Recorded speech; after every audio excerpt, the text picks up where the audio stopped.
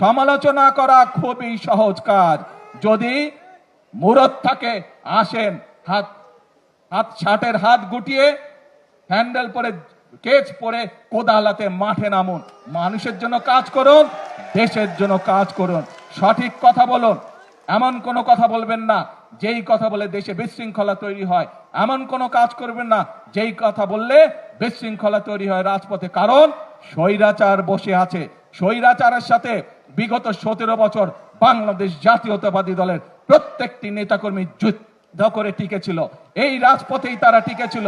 আর কোন রাজনৈতিক অন্য যারা ছিল তারা আমাদের সাথে ছিল। যারা আজকে বড় বড় গলা উঁচু করে কথা বলছে, যারা আজকে বড় বড় গলা দিয়ে বিশৃঙ্খল কথা বলছে, বিভ্রান্তিকর কথা বলছে, 17 বছর মানুষ আপনাদেরকে রাজপথে দেখতে পায় নাই। এখনো রয়ে গেছে পত্রিকাগুলো, বিগত 17 বছর পত্রিকাগুলো রয়ে গেছে, বের করুন পত্রিকাগুলো।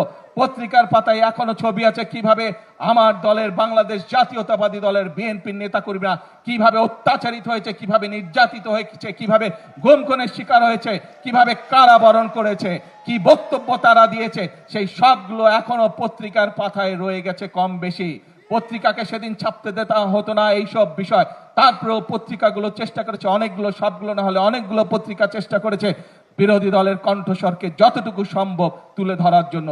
কিন্তু সেইখানে আমরা আজকে যারা বড় বড় কথা বলছে তাদের কোনো কথা সেখানে দেখিনি আমরা।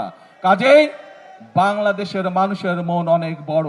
ভুল অতীতে করেছেন, 71 সালে ভুল করেছেন, 86 সালে ভুল করেছেন, 96 সালে ভুল করেছেন, 2026 সালে এসেও মানুষকে বিভ্রান্তি করে কি কি সব টিকিট মিকিট বিক্রি করেছেন।